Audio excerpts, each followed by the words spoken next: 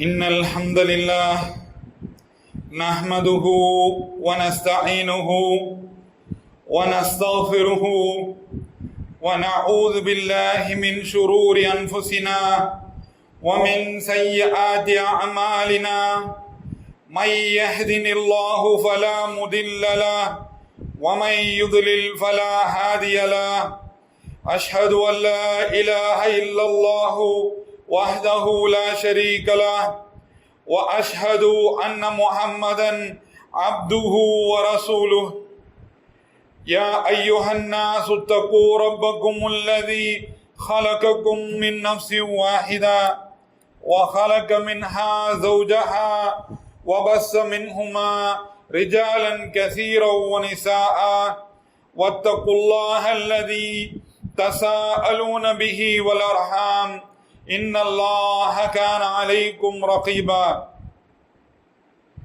يا أيها الذين آمنوا اتقوا الله حق تقاته ولا تموتن إلا وأنتم مسلمون يا أيها الذين آمنوا قولوا قولا سديدا يصلح لكم أعمالكم ويغفر لكم ذنوبكم ومن يطع الله ورسوله فقد فاز فوزا عظيما فإن أصدق الحديث كتاب الله وأحسن الهدي هدي محمد النبي صلى الله عليه وسلم وشر الأمور محدثاتها وكل محدثة بدعة وكل بدعة ضلالة وكل ضلالة في النار أوصيكم إياي وإياكم أولا بتقوى الله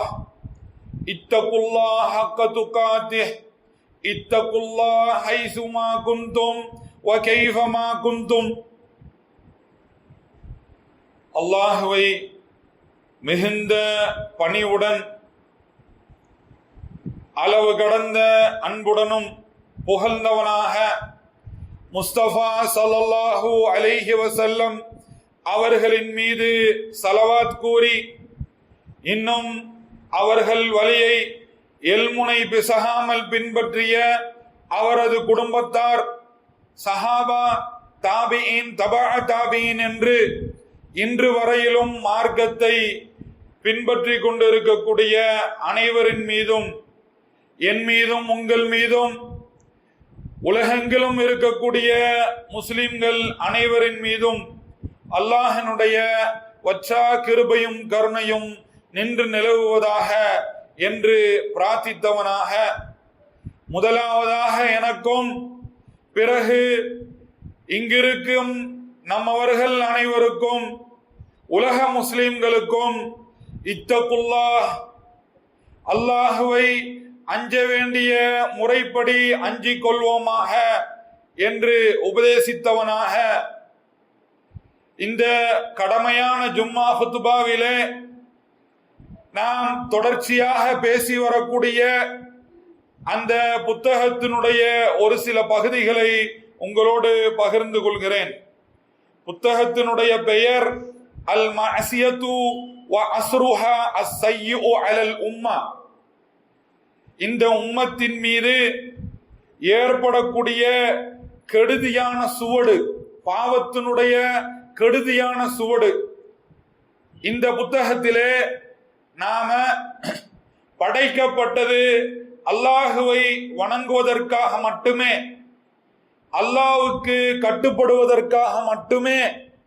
நாம் அல்லாஹுவை ஒருமைப்படுத்தி அந்த ஒருமைப்பாடின் வெளிப்பாடாக நாம் அல்லாஹுவுக்கு வணக்கத்தை உரித்தாக்க வேண்டும். அல்லாஹ்வுக்கு மட்டுமே வணக்கத்தை உரித்தாக்க வேண்டும். அவனுக்கு மட்டுமே கட்டுப்பட வேண்டும். அவனுடைய ஏவல்களை செயல்படுத்த வேண்டும். அவனுடைய தடுப்புகளை விட்டு விலகி இருக்க வேண்டும். இது நம் மீது கட்டாய கடமை என்பதை வலியுறுத்தினோம். அதன் தொடர்ச்சியாக அல்லாஹ்வின் ஏவலுக்கு கட்டுப்படுவது, அவனுடைய தடுப்புகளை விட்டு விலகி இருப்பது, இதுதான் இவ்வுலக வாழ்க்கையிலும் நமக்கு கண்ணியத்தையும் சந்தோஷத்தையும் ஏற்படுத்தும். மறு உலக வாழ்க்கையிலும் இதுவே நமக்கு கண்ணியத்தையும் சந்தோஷத்தையும் ஏற்படுத்தும் என்பதை நாம் வரிசையாக பார்த்து வருகிறோம். இந்த கட்டுப்படுதலுக்கு எதிர்மறையான சொல்தான் அல் மஅசியா, பாவம் செய்யுதல், அல்லாஹ்வுக்கு மாறு செய்யுதல், அல்லாஹ்வுக்கு கட்டுப்படாமை, டிஸ்ஒபீடியன்ஸ் அப்படின்னு சொல்லுவாங்க. அல் மஅசியா, அல்லாஹ்வுக்கு மாறு செய்யுதல், அல்லாஹ்வுக்கு கட்டுப்படுவதை விட்டு அதற்கு முரணாக செயல்படுதல், அல் மஅசியா. இந்த மஅசியாவை பற்றி குர்ஆனும் சுன்னாவும் நமக்கு எச்சரித்து கொண்டே இருக்கிறது. பாவங்களை பற்றி எதை செய்யக்கூடாது, எது அல்லாஹ்வுக்கு மாறு செய்கிறது, எது அல்லாஹ்வுக்கு பிடிக்காதது, எது தண்டனைக்குரிய குற்றம் என்பது போன்ற விஷயங்களை இந்த குர்ஆனும் சுன்னாவும் நமக்கு பட்டியலிட்டு காமித்து கொண்டே இருக்கிறது. அதன்படி எதெல்லாம் தண்டனைக்குரிய பாவமோ, எதெல்லாம் நாம் விட்டு விலகி இருக்க வேண்டுமோ அதையெல்லாம் கண்டிப்பாக விட்டு விலகி இருக்க வேண்டும். இல்லாட்டி நம்ம நிம்மதி போயிடும், சந்தோஷம் போயிடும். நம்மளுடைய நிம்மதியும் சந்தோஷமும் போயிடும். எப்போ நம்ம அல்லாஹ்வுக்கு மாறு செய்யும் போது, அல்லாஹ் எச்சரித்ததை விட்டு விலகி இல்லாத போது, நம்ம மனோ இச்சையின்படி நாம செயல்பட்டோம்னா என்னவாயிரும், நாம நம்மளுடைய நிம்மதியும் சந்தோஷத்தையும் இழந்து விடுவோம். அந்த அடிப்படையில ஏராளமான பாவங்கள் இருக்கிறது. அந்த அடிப்படையில ஏராளமான நிறைய பாவங்கள் இருக்கு. அல்லாஹ் பட்டியல் எடுக்கிறான் ஏராளமான பாவங்கள். அதுல அத தனியாவே புத்தகமாகவே தொகுத்து இருக்கிறாங்க. அப்படிங்கிற அளவுக்கு 7 பாவம்ங்கிற கவுண்ட்ல ஆரம்பிச்சு 400 பெரும்பாவங்கள்ங்கிற வரையும் உலமாக்கள் இமாம்கள் என்ன செஞ்சிருக்கிறாங்க, வரிசைப்படுத்தி இருக்கிறாங்க. அதுல ஷேக் அர் ரபி அவங்க இந்த புத்தகத்துல ஆரம்பிக்கிறது 7 பாவங்கள், 7 பெரும்பாவங்கள் அப்படிங்கறத கொண்டு ஆரம்பிக்கிறாங்க. அஸ்ஸபுஉ மூபிகாத், 7 பெரும்பாவங்கள் அப்படின்னு சொல்லி ஆரம்பிக்கிறாங்க. இப்போதான் நம்ம தலைப்பினுடைய மைய பகுதிக்குள்ள வந்திருக்கிறோம். இதுக்கு முன்னாடி தலைப்புக்கு முரணான விஷயம், நாம பின்பற்ற வேண்டிய விஷயம் என்னன்னு பார்த்தோம் இதுக்கு கடந்த ஜும்மாக்கள்ல. இப்போ தலைப்பினுடைய மைய பகுதி பாவம்னா என்ன, அல்லாஹ்வுக்கு மாறு செய்யுதல்ல என்னென்னலாம் வரும் அப்படிங்கறத நம்ம பார்க்க போறோம். அல்லாஹ்வுக்கு மாறு செய்யுதலில் மிக மிக முதன்மையானது, கொடியது, அபாயகரமானது அஷ்ஷிர்க். மிக கொடுமையானது, எல்லா பாவங்களுக்கும் வித்திடக்கூடியது ஷிர்க். எல்லா பாவங்களுக்கும் தலையானது ஷிர்க். ஷிர்க்கை விட்டு தவிர்ந்திருந்தா பாவங்களை விட்டு தவிர்ந்து கொள்ளுதல் மிக இலகு. ஷிர்க்கு தான் ரொம்ப பெரிய பாவம், ரொம்ப பெரிய அநியாயம், குற்றம், கிரைம். அந்த ஷிர்க்ல பெரிய ஷிர்க் என்பது இந்த உம்மத்துல தெளிவாக பேசப்பட்ட ஒரு விஷயம். பெரிய ஷிர்க், ஷிர்க்ல பெரிய ஷிர்க்கு, சின்ன ஷிர்க்குன்னு 2 வகை இருக்கு இல்லையா? அஷ்ஷிருக்குல் அக்பர், அஷ்ஷிருக்குல் அஸ்கர் அப்படின்னு சொல்லி 2 வகை ஷிர்க் இருக்கு. ஷிர்குல் அக்பர்னு சொன்னா அல்லாஹ்வுக்கு சமமாக வேறு ஒருவரை வணங்குவது, அல்லாஹ்வுக்கு சமமாக வேறு ஒருவரை வணங்குவது. அஷ்ஷிருக்குல் அஸ்கர் அப்படின்னா அதுல எனது சில செயல்களும் சில வார்த்தைகளும் அதுக்குள்ள அடங்கும். ஷிர்குல் அஸ்கர். இந்த ஷிர்குல் அஸ்கரை பத்தி, இந்த ஷிர்குல் ஹஃபி என்று சொல்லப்படக்கூடிய இந்த வகையை பற்றி இந்த உம்மத்தில் அதிகம் பேசப்படவில்லை. இந்த உம்மத்துல ஷிர்குல் அக்பர் பேசப்பட்ட அளவுக்கு, அல்லாஹ்வுக்கு நிகராக யாரையும் வணங்கக்கூடாது என்று பேசப்பட்ட அளவுக்கு ஷிர்குல் அஸ்கர், சின்ன ஷிர்க் என்ற அந்த ஷிர்க்கை பற்றி இந்த உம்மத்திடம் பேசப்படவில்லை.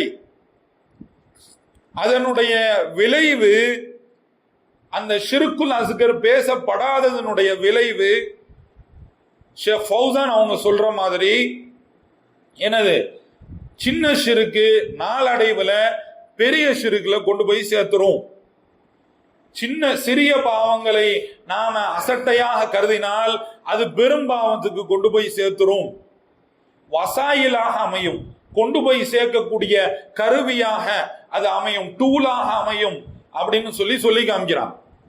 அப்போ இந்த சின்ன ஷிருக்கை பத்தி, சின்ன ஷிருக்கு அப்படின்னு ரொம்ப பொடுபோக்காக அதை பற்றி மக்களிடத்துல பேசாம இருந்ததனுடைய விளைவு இந்த இஸ்லாமிய உம்மத்தில் ஷிர்க் இன்னும் இருந்து கொண்டே இருக்கிறது.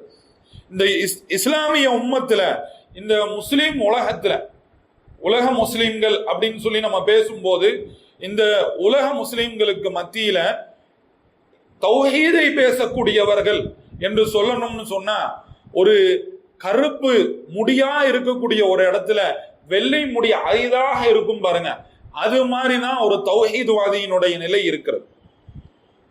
கரேர்னு இருக்கக்கூடிய கருப்பு நிறம் முடியல ஆங்காங்கே வெள்ளை அந்த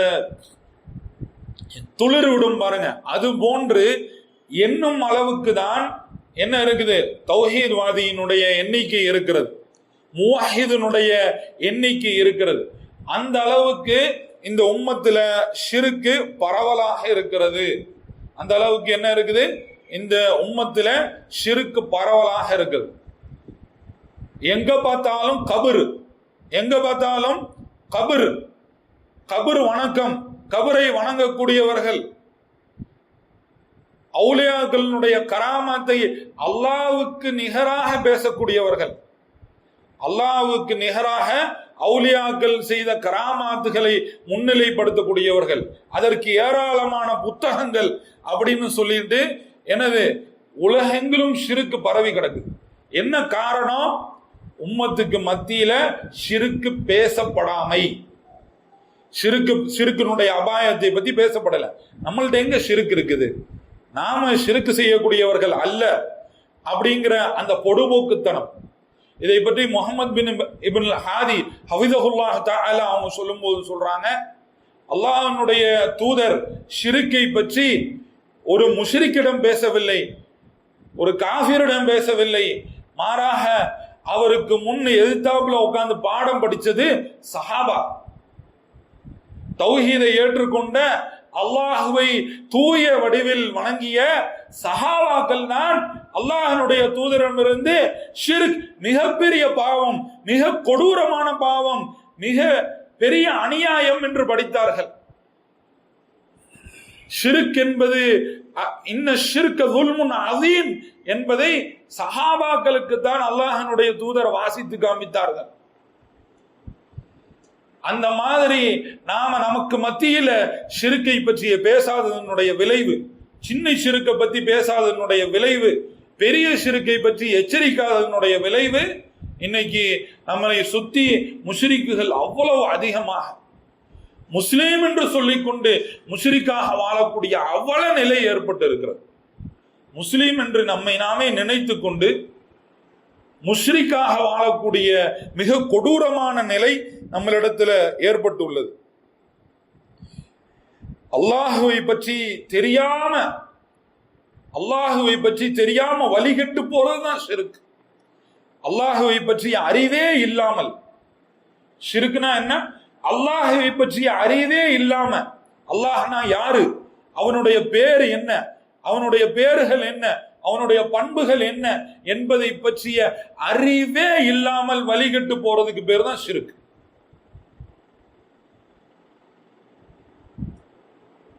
நம்மளை படைச்சு நமக்கு அவ்வளவையும் கொடுத்து இன்னைக்கு வரையும் நம்மளை வளர்த்தெடுத்து இனிமேல் இருக்க போற வாழ்க்கைக்கும் இன்மைக்கும் மறுமைக்கும் அனைத்தையும் ஏற்பாடு செய்யக்கூடிய அல்லாஹ் சுப்ஹானஹு வ தஆலா பற்றிய அறிவே இல்லாமல் வழிகட்டு போறதுக்கு பேரு ஷிர்க்.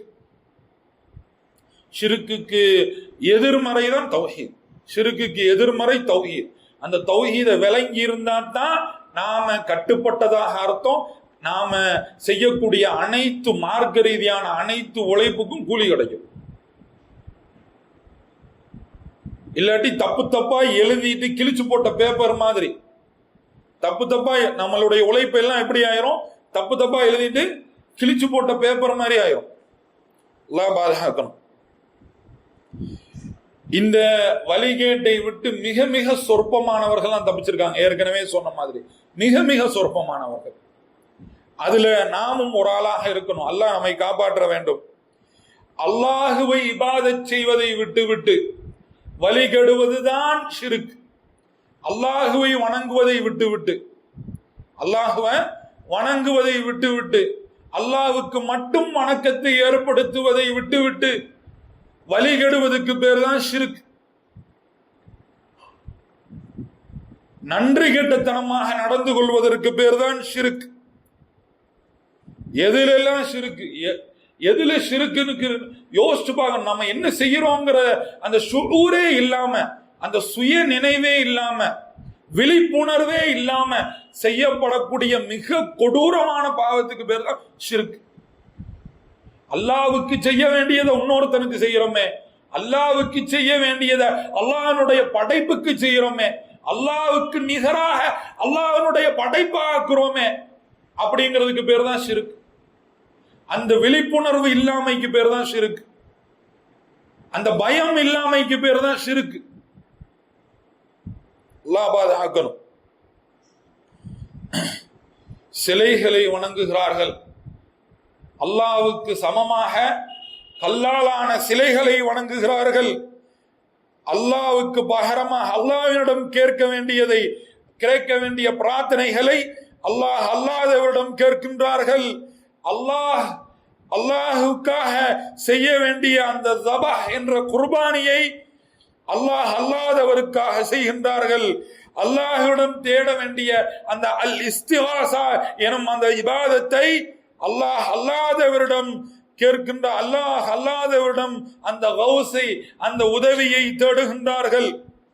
அல்லாஹ்வுக்கு பயப்பட வேண்டிய, அல்லாஹ்விடம் ஹவுஃப் கானா அப்படின்னு சொல்லுவாங்க, அல்லாஹ்வுக்கு பயப்பட வேண்டிய அந்த பயப்படுதலை அல்லாஹ் அல்லாதவருக்கு அல்லாஹ்வுக்கு பயப்படுவதை போன்று பயப்படுகிறார்கள். இவர் நினைச்சா இல்ல இந்த பொய்யான இந்த கடவுள் நினைச்சா என்னை என்ன செஞ்சிட முடியும், என்னை தாழ்த்திட முடியும், என்னை இகழ்த்திட முடியும், எதையும் செஞ்சிட முடியும் அப்படின்னு சொல்லி நம்பி அதற்கு பயப்படுகிறார்கள். ஆசையையும் ஆதரவையும் அல்லாஹ் அல்லாதவரிடத்தில் கொண்டு வைக்கின்றார்கள். இதெல்லாம் யாரு செய்யற வேலை? இதெல்லாம் ஒரு முஸ்லீம் செய்யலாமா? இப்படி ஒரு முஸ்லீமுடைய நினைப்பு இருக்கலாமா? அவனுடைய அந்தஸ்தை தூக்கி போட்டு மிதிச்ச மாதிரி, தன்னுடைய காலுக்கு தன்னைத்தானே காலு கீழே தூக்கி போட்டு மிதிச்ச மாதிரி கேவலமான ஒரு என்ன சொல்றது, ஒரு கவிஞனை போன்று, மனசுக்கு வாய்க்கு வந்ததெல்லாம் பாடக்கூடிய ஒரு கவிஞனை போன்று, ஒரு கிரேக்க தத்துவ ஞானியை போன்று எதையோ பேசிக்கிட்டு, எதையுமே உணராம எதையோ செஞ்சுக்கிட்டு வச்சுக்கிட்டு இந்த மாதிரி அல்லாஹ்வுக்கு முரணாக செய்கின்றார்கள்.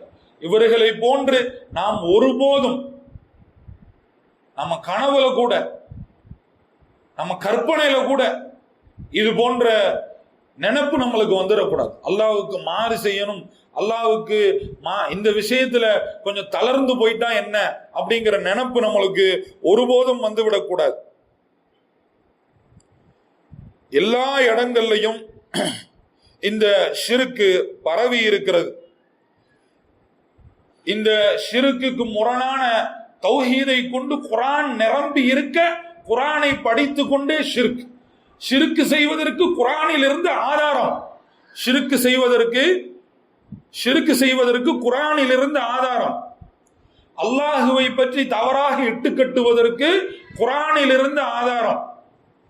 மார்க்கத்தை படிக்காம போயிட்டோம்னா, எது தௌஹீத் எது ஷிர்க் அப்படின்னு விளங்காம போயிட்டோம்னா, நம்மளுக்கு குர்ஆன்ல இருந்து ஆதாரம் சொல்லி கபருக்கு போங்கன்னு சொல்லி கூட்டு போயிடுவாங்க.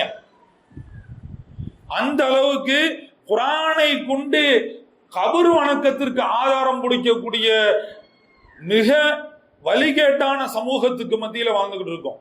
இது ஒரு உதாரணம். இது போன்று பல உதாரணங்கள், பல வழிகேடு நம்மை சுத்தி சூழ்ந்து கொண்டு இருக்கிறது. அதனால அந்த பாவங்களை எல்லாம் விட்டு விலகி இருக்க அந்த பாவங்கள் என்னென்ன அப்படிங்கறத படிக்கணும். அந்த பாவங்களுடைய அபாயம் என்னென்ன அப்படிங்கறத படிக்கணும். அதுக்காக தான் இது போன்ற தலைப்புகள் எடுத்து பேசுறோம். இதுல குர்ஆன்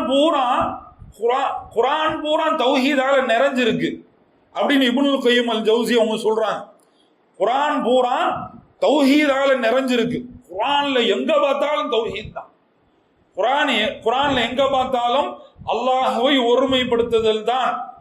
அல்லாஹ்வை ஒருமைப்படுத்தணும் அப்படின்னா என்ன அர்த்தம்? அல்லாஹ்வுக்கு இணை கற்பிக்க கூடாது, இணை கற்பித்தல் என்ற பாவத்தை செய்யக்கூடாது அப்படின்னு அர்த்தம். எங்க தௌஹீத் சொல்லப்படுதோ அதுக்கு முரணான மாற்றமா என்ன புரிஞ்சுக்கிறோம்? ஷிர்க் செய்யக்கூடாதுங்கிறதையும் புரிஞ்சுக்கிறோம். எங்க தௌஹீத் சொல்லப்படுதோ அங்க என்ன புரியணும்? ஷிர்க் செய்யக்கூடாது அப்படிங்கிறதையும் புரிஞ்சுக்கிறோம். இப்னுல் கய்யிம் அல் ஜௌஸி சொல்றாங்க, இன்னல் குர்ஆன குல்லஹு ஃபித் தௌஹீத், குர்ஆன் முழுவதுமாக தௌஹீதால் நிரம்பி இருக்கிறது. லி அன்னஹு, ஏனென்றால் இம்மா ஹபருன் அனில்லாஹி வ அஸ்மாஇஹி வ சிஃபாத்திஹி, அல்லாஹ்வுடைய பேர்களையும் பண்புகளையும் பற்றிய செய்தி என்று எடுத்துக்கொண்டால் அதுவும் தௌஹீத் தான். அந்த தௌஹீதுக்கு பேரு தௌஹீதுல் இல்மி அல் ஹபரி, அல்லாஹ்வை பற்றிய செய்தி கொண்ட கல்வி, ஒருமைப்படுத்துதலின் கல்வி. வ இம்மா தஅவத்துன் இலா இபாதத்திஹி வஹ்தஹு வ ஹல்உ மா யுஅபது மின் தூனிஹி மினல் அவ்சான், அதாவது அல்லாஹுவை மட்டும் வணங்க வேண்டும், அவனை தவிர்த்து வணங்கப்படுபவை அனைத்தையும், அது சிலையாக இருந்தாலும் வேறு எதுவாக இருந்தாலும் அதை விட்டுவிட வேண்டும் என்ற இந்த அழைப்பு இருக்கிறதே, இந்த பிரகடனம் இருக்கிறதே, இதுதான் எதிர்பார்க்கப்படும் தௌஹீத், மனிதனிடமிருந்து எதிர்பார்க்கப்படும் தௌஹீத். அப்போ மனிதனிடமிருந்து எதிர்பார்க்கப்படுவது என்ன? அல்லாஹுவை மட்டும் வணங்க வேண்டும், இதர வணங்கப்படக்கூடிய இதரவற்றை வணங்கவே கூடாது, விட்டுவிட வேண்டும் என்பதுதான். இதுவும் குர்ஆன்ல இருக்குது. இந்த அழைப்பு குர்ஆன்ல இருக்குது. அனி அபுதுல்லாஹ வஜ்தனிபுத் தாகூத், இஅபுதுல்லாஹ இய்யாஹு, இஅபுதுல்லாஹ் இஅபுது இல்லல்லாஹ், லா இலாஹ இல்லல்லாஹ் அப்படிங்கிற மாதிரி குர்ஆன்ல ஏராளமான இடங்கள்ல அல்லாஹுவை மட்டும் வணங்குங்க, அல்லாஹுவை மட்டும் வணங்குவதின்பால் மக்களை அலையுங்கள் என்பது போன்ற வசனங்கள் இருக்குது. இதுவும் தௌஹீதை தான் குறிக்கிறது. இது தௌஹீதுல் இபாதா, அல்லாஹுவை ஒருமைப்படுத்தி வணங்க வேண்டும், அல்லாஹுக்கு மட்டும் வணக்கத்தை செலுத்த வேண்டும் என்ற இபாதத்தாகும். இதே மாதிரி அஹ்லு தௌஹீத், அதாவது முஃமின்களை பற்றி பேசுகிறது குர்ஆன். முஃமின்களை பற்றி, முஸ்லிம்களை பற்றி குர்ஆன் பேசுகிறது.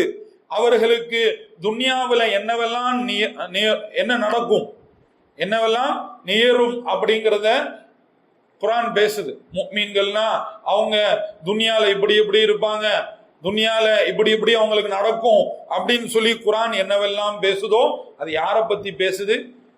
தௌஹீதை தங்களுடைய சொத்தாக கொண்டவர்களை பற்றி பேசுகிறது. அப்போ அது அம்பியாவா இருந்தாலும் சரி, நபிமார்களா இருந்தாலும் சரி, தூதர்களா இருந்தாலும் சரி, அவர்களை பின்பற்றிய சஹாக வல்லதீன மஅஹு அப்படின்னு சொல்லப்படக்கூடிய அந்த சஹாபிகளாக இருந்தாலும் சரி, அவர்கள் அனைவரும் தௌஹீதை சுமந்தவர்கள்.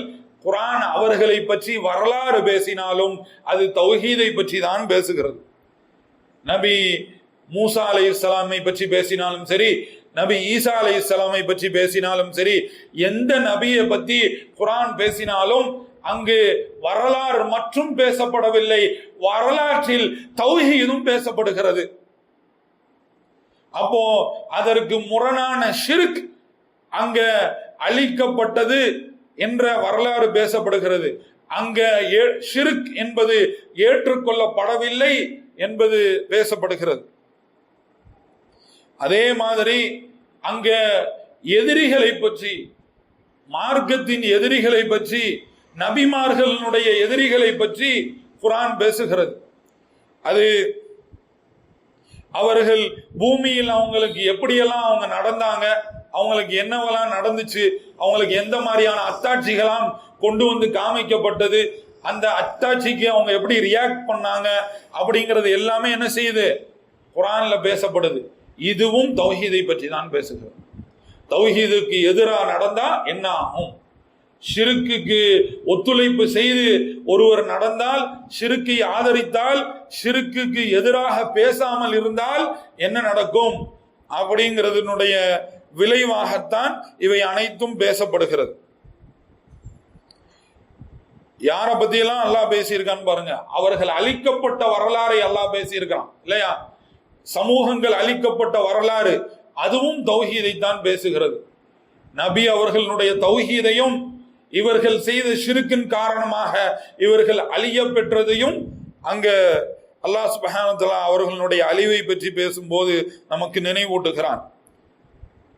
நூஹ்னுடைய சமூகம், கௌமு நூஹ், கௌமு ஹூத், கௌமு சாலிஹ், கௌமு மூசா, கௌமு இப்ராஹிம், கௌமு ஷுஐப் போன்ற எல்லா சமூகமும் நபிமார்கள் கொண்டு வந்த அந்த தௌஹீதினுடைய செய்தியை மறுத்து ஷிர்கில் தலைத்திருந்ததின் காரணமாக அவர்கள் அழிக்கப்பட்டார்கள், தடம் தெரியாமல் அழிக்கப்பட்டார்கள். முஸ்லிம் உம்மத் இன்று அவகாசம் கொடுக்கப்பட்டதாக இருக்கிறது. முஸ்லிம் முஹம்மதினுடைய உம்மத் இன்று அவகாசம் கொடுக்கப்பட்டதாக இருக்கிறது. நம்மளுக்கு தௌபாவுடைய வாசல் மறுமை நாள் வரையில், மறுமை ஆரம்பிக்கும் வரையில் திறந்திருக்கிறது. அல்லாஹ் சுப்ஹானஹு வ தஆலா அவகாசம் கொடுத்ததை தவறாக பயன்படுத்தினோமே ஆனால் அதனுடைய விளைவை நாம் சந்திக்க வேண்டியது வரும். என்கிட்ட ஷிர்க் இல்ல அப்படின்னு பெருமிதமாக மெத்தனமாக யாரும் இருந்து விடக்கூடாது. எப்படி நம்மள்கிட்ட ஷிர்க் இருக்கும், யாரும் ரியாவை விட்டு இஸ்திஸ்னா இல்லை என்பதை மறந்து விடக்கூடாது. ரியா என்ற முகஸ்துதியை விட்டு யாரும் விதிவிலக்கு இல்லை. இன்று முகஸ்துதியாக இருப்பது நாளைக்கு கர்வமாக மாறக்கூடும், நாளைக்கு திமிராக மாறக்கூடும். அது நம்மை அல்லாஹுவை விட்டு தூரப்படுத்தக்கூடும். அல்லாஹனுடைய தௌஹீதை ஏந்தி இருக்கக்கூடிய அல்லாஹ் ஒருவன் என்று பயப்படுகிறேன் என்று சொல்லக்கூடிய அதே நாளால் நாம செய்யக்கூடாத சொல்லக்கூடாத வார்த்தைகளும் சொல்ல நேரிடும். அல்லாஹ் அதை விட்டு நம்மை பாதுகாப்பானாக, நம்மை முற்றிலுமாக அதை விட்டு பாதுகாத்து நம்மை இறுதி வரையில் தௌஹீதை முழங்கக்கூடியவர்களாக, தௌஹீதை பேசக்கூடிய நன்மக்களாக, தௌஹீதை வளர்த்தெடுக்கக்கூடிய சமூகமாக நம்மை ஆக்கியருள்வானாக. இந்த நேரத்தில் இப்ராஹிம் அலைஹிஸ்ஸலாம் அவர்கள் எந்த துவா கேட்டார்களோ அந்த துவாவை நாமும் நினைவுபடுத்திக் கொள்ள கடமைப்பட்டு இருக்கிறோம். என்னையும் என்னுடைய சந்ததியையும் சிலை வணக்கத்தை விட்டு காப்பாற்றுவாயாக என்பதாக தௌஹீதினுடைய தந்தை, தௌஹீதினுடைய முன்னோடி இப்ராஹிம் அலைஹிஸ்ஸலாம் கேட்டார்கள்.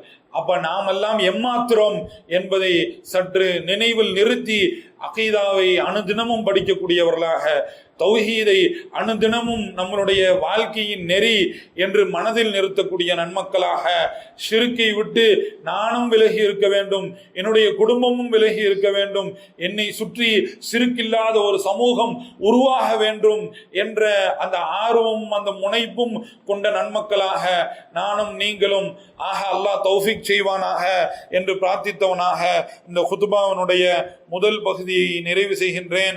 வாஹிர் தவானா அல்ஹம்துலில்லாஹி ரப்பில் ஆலமீன்.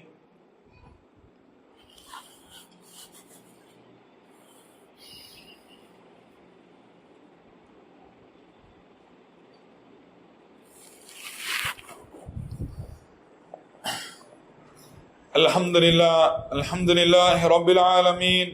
வஸ்ஸலாத்து வஸ்ஸலாமு அலா அஷ்ரஃபில் அன்பியாஇ வல் முர்சலீன் وعلى آله وأصحابه ومن تبعه بإحسان إلى يوم الدين. أما بعد. பாரத சகோதரர்களே, சகோதரிகளே, நாம ஷிர்க் எவ்வளவு கொடூரமானது அப்படிங்கிறத பார்த்துக்கிட்டு இருக்கிறோம். குர்ஆன் முழுவதும் தௌஹீதால் நிரம்பி இருக்கிறது என்று நாம பார்த்த அதே நேரத்தில் பல குர்ஆன்களை முடித்து வைத்திருக்கக்கூடிய, பல குர்ஆன்களை அனுதினமும் குர்ஆன் ஓதக்கூடிய, காலையிலும் மாலையிலும் குர்ஆனை ஓதுவதற்காக நம்மளுடைய பிள்ளைகளை பணிக்கக்கூடிய இந்த சமூகம் குர்ஆன் முழுவதும் இருக்கக்கூடிய அந்த செய்தியை விட்டு வெகு வெகு தூரத்தில் இருக்கிறது. நம்மளுடைய குடும்பங்கள்ல தௌஹீதினுடைய வரையறை தெரியுமா? நமக்கு தௌஹீதினுடைய வரையறை தெரியுமா? ஷிர்கினுடைய வரையறை நமக்கு தெரியுமா? நம்மளுடைய பிள்ளைகளுக்கு தெரிகிறது இருக்கட்டும், நமக்கு தௌஹீதினுடைய வரையறை தெரியுமா? ஷிர்கினுடைய வரையறை தெரியுமா அப்படின்னு சற்று அசை போட்டு பார்க்க கடமைப்பட்டு இருக்கிறோம். வரையறை என்ன அப்படிங்கிறத கேட்டு தெரிந்து அதை படித்து மனதில் நிறுத்த வேண்டியது நம்மளுடைய கடமை. ஹதீசுகள் மிக குறைவாக இருக்கிறது. ஹதீசுகள் ஷிர்கை பற்றி நமக்கு எச்சரிக்கக்கூடிய ஹதீசுகள் மிக குறைவாக இருக்கிறது. இஹ்லாஸின் பால் அல்லாஹுவுக்கு உல தூய்மையுடன் வணங்க சொல்லும், வணங்க அழைக்கும் ஹதீசுகள் மிக குறைவாக இருக்கிறது. ஆனால் இங்கு ஏராளமான பள்ளிகள், அது ஸ்கூலா இருக்கட்டும் அல்லது மார்க்கத்தை கற்றுக் கொடுக்கக்கூடிய மார்க்க பள்ளிக்கூடங்களாக இருக்கட்டும், மதரசாக்களாக இருக்கட்டும், ஜாமியாக்களாக இருக்கட்டும், இங்கு ஏராளமான ஜாமியாக்கள் என்ன செய்கிறது? ஷிர்கை போதித்துக் கொண்டிருக்கிறது. குர்ஆன் ஹதீஸ்ங்கிற பேர்ல மார்க்கத்தை கத்துக் கொடுக்கிறோங்கிற பேர்ல ஷிர்கை போதித்துக் கொண்டு இருக்கிறது. நாம தௌஹீத உரிய முறைப்படி அமர்த்தி கத்து கொடுக்காம போனோமே ஆனால், உட்கார வச்சு தௌஹீதுனா இதுதான், ஷிர்க்குனா இதுதான், தௌஹீதத்தான் செயல்படுத்தணும், ஷிர்க்கு பக்கம் ஒருபோதும் போயிடக்கூடாது, உன்னைய சுத்தி 1000 பேரு 1000 விஷயம் சொன்னாலும், உன்னைய சுத்தி 1000 விஷயங்கள் நடந்தாலும் இதுதான் உண்மை, இது பொய் என்று நாம கற்பித்து கொடுக்காவிட்டால் நம்மை சுற்றி இருக்கக்கூடிய பிரம்மாண்டமான கட்டமைப்புகள் நம்மளுடைய குழந்தையினுடைய இன்மை வாழ்க்கையும் மறுமை வாழ்க்கையையும் சீர்குலைத்து விடும். ஏன்னா அப்போ நாம நம்மளை பாதுகாத்துக்கணும்னா, நம்மளுடைய குடும்பத்தை பாதுகாத்துக்கணும்னா இந்த மதரசாக்களையோ அல்லது பல்கலைக்கழகங்களையோ நம்பி பிரயோஜனம் இல்லை. நாம குர்ஆனையும் சுன்னாவையும் சஹாபா புரிந்த அடிப்படையில் புரிந்தாக வேண்டும். அதிலிருந்து கல்வி பயில வேண்டும். அதை கொண்டு நாம் எச்சரிக்க வேண்டும். அதே ஹதீசுகளை, தௌஹீதை போதிக்கக்கூடிய அந்த சொற்பமான ஹதீசுகளை, ஷிர்கை எச்சரிக்கக்கூடிய அந்த மிக குறைவான ஹதீசுகளை, இஹ்லாஸின்பால் அழைக்கக்கூடிய அந்த மிக முக்கியமான சொற்பமான ஹதீசுகளை நாம் திரும்ப திரும்ப வாசிக்க கடமைப்பட்டு இருக்கிறோம்.